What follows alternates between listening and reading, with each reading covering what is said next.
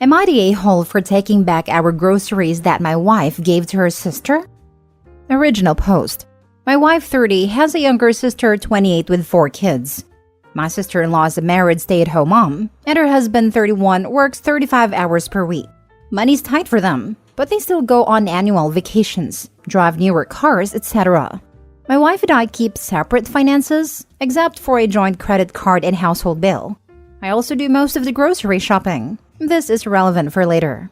A couple years ago, I found out my wife had been buying groceries for my sister-in-law in our joint card, about $150 to $200 per month for a few months. She said that her sister had come to her saying they were tight on money, and that she needed help feeding their kids. This about a month after they had got back from their most recent vacation in Mexico. I told my wife, in no uncertain terms, that I am not supporting their family. She argued with me, saying that we could more than afford it. I replied that I don't care if she wanted to support them, but that's her business. My wife stopped buying them groceries in our joint card after, but I'm sure she told her sister, because sister-in-law has been standoffish since. In the last few months, grocery costs have been increasing thanks to inflation.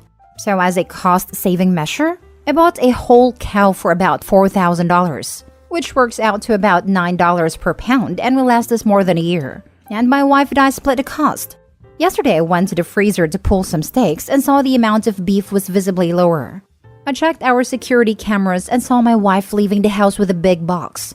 I texted her demanding to know if she had taken a bunch of our meat to sister-in-law, and she replied yes. I grabbed sister-in-law's keys as we have a copy, drove to their house, knocked on her door, and when sister-in-law answered, I told her that I was taking back what my wife brought over. Sister-in-law protested, saying I was taking food out of her kids' mouths, but I said I don't care. She already had one roast in the oven. I went to their freezer and they had about 40 to 50 pounds of ground beef, steaks, and roasts from our cow, including a couple prime rib roasts. I grabbed it all except the roast in the oven and drove home. My wife yelled at me, saying she couldn't believe how selfish I was, and that sister-in-law called her crying. She also said that she paid for half of it, and so she could do whatever she liked with it. I yelled back, saying you don't get to decide to give away anything that we pay for together, and said she acted like a sneak thief for doing it behind my back. My wife is still angry at me and says until I apologize to her sister, return the meat that I took back, and apologize for calling her a thief, she won't speak to me. I may be the a-hole because my wife pays half the groceries. Now for the top comments before reading the update. I think that sister-in-law is lying to your wife. They take vacations. How does your wife not see that she's playing her? Next, if she's really hurting for food, there is help out there. Not the a-hole. But you shouldn't have called your wife a thief. She was, in her mind, helping. His wife is stealing from his family. She is a thief. It's her family too. Then she shouldn't eat anything at home, since she is giving away her share of it. If she wants to help that much, use her money. Opie said they have separate finances, not with the household. Being charitable with someone else's money is so much easier. Not the a-hole, but at this point, I would get another fridge and lock it with my own food and go separate on groceries as well. Not the a-hole. Die on this hill if need be. At least you'll have more cow to eat. Agreed. You're not responsible for their family, especially when they can afford other wants, not needs. Yep. The fact that sister-in-law can't afford basic groceries but can take full-on trips abroad shows she actually has the money to afford groceries, but has made a decision not to as she knows she has a backup. A little harsh for calling his wife a thief, but I would not budge on not helping with food. Maybe find all the resources that can help feed their family for them that doesn't affect yours. Just because you can do something doesn't mean you should. And this is that case while sister-in-law's family is spending unwisely for their financial situation. Now for the update. Thanks for all the comments/suggestions/criticisms. Regardless of the vote, consensus is my reaction and behavior was suboptimal, which I agreed was. I apologized to my wife for calling her a thief, and that I would apologize to her sister for going over to her house in a huff and upsetting her, but said I won't apologize for taking back the meat which we paid for jointly. I laid it all out and said that my position on me not buying groceries for their family hadn't changed. I said her husband only works 3 days a week, 12-hour shifts, and if they're struggling for food, he needs to pick up more shifts. I also said taking vacations and having new cars is a luxury they can't afford if I have to pitch in to pay for their food. As some of you suggested, I asked my wife, why aren't you buying groceries with your own money if you want to support them? My wife responded she's been buying them groceries for the past couple years with her own money because they're up to their eyeballs in loans and credit card debt. But inflation means their groceries have been costing her more and more. She then admitted to putting some things in our joint credit card in the last few months in smaller amounts than 2 years ago, so I wouldn't notice. As for the beef, sister-in-law called her this past weekend crying, saying they needed help to the end of the month with food because one of the kids broke their iPad, which they used to keep the kids entertained, and so they replaced it. She didn't ask me about taking them beef because she knew I would say no if she told me about the iPad. I didn't think I would notice since we have so much beef. She said I have no idea how hard it is to raise 4 kids, and they need an iPad. I told her we need to go see a counselor because we're on different planets if she thinks an iPad is a necessity. So yeah, we're going to do therapy. Until then, I'm sleeping in the basement. To answer some common questions, why doesn't sister-in-law's husband work more or sister-in-law get a job? He does shift work 3 days a week, 12-hour shifts.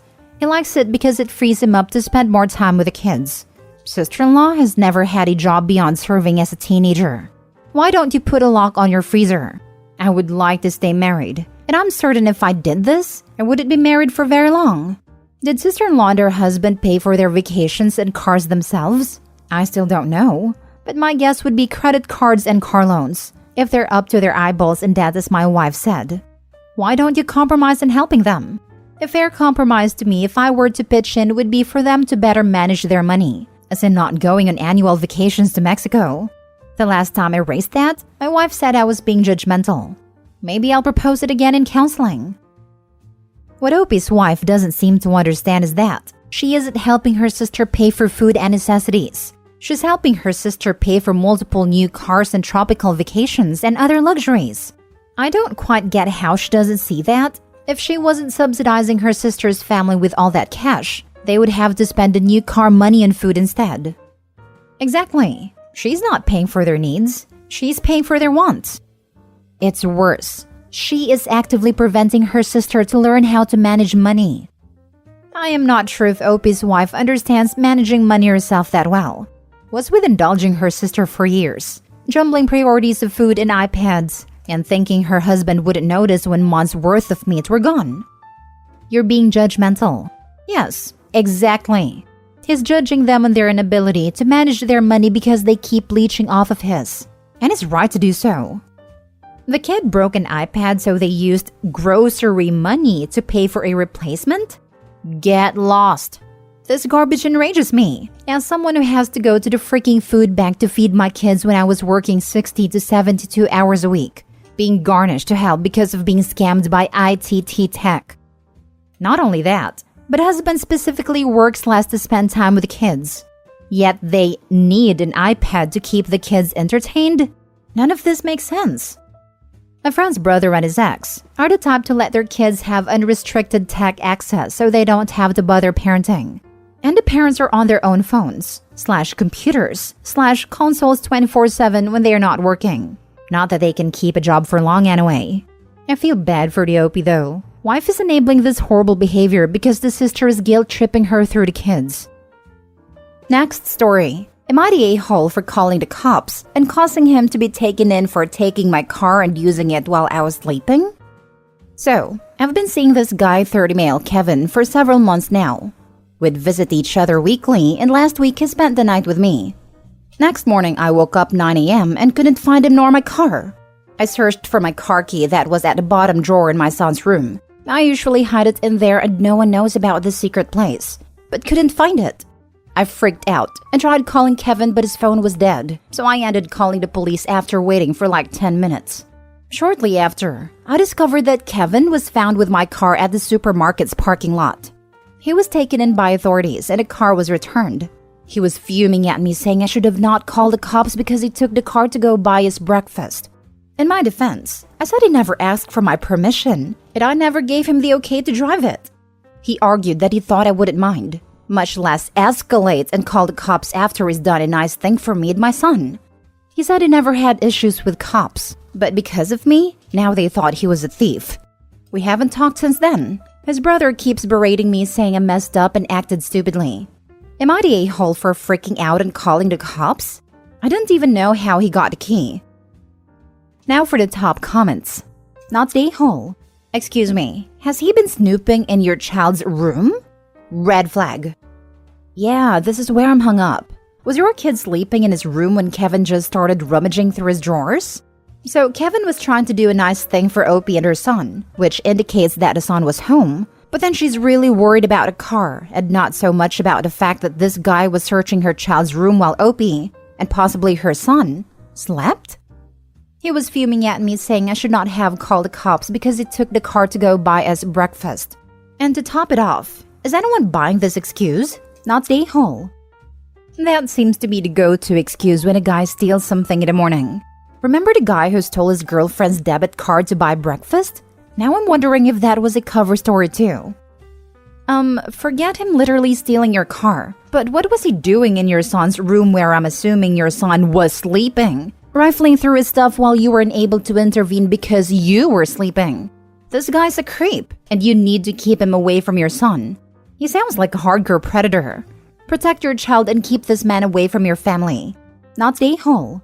Also, I highly doubt Kevin was getting you breakfast. I bet he was meeting someone in that parking lot for an exchange of something, which is why he was angry cops were involved, and he tried to flip the script and make himself look like the victim. I'm telling you, he is up to no good. Yeah, I hope Opie will come back and clarify whether or not her son was asleep in his room, because let me tell you, if an adult male was in my child's room for an extended period of time, while my child and I both slept, I'd be calling the cops in my way less than 10 minutes, and not because of my car. Last story. Am I the a-hole for not punishing my child for a simple mistake and kicking my sister out? So I, 30 female, have a little girl, 6 female. I grew up in an environment where every mistake was punishable. Dropped ice cream? No more for the rest of the month.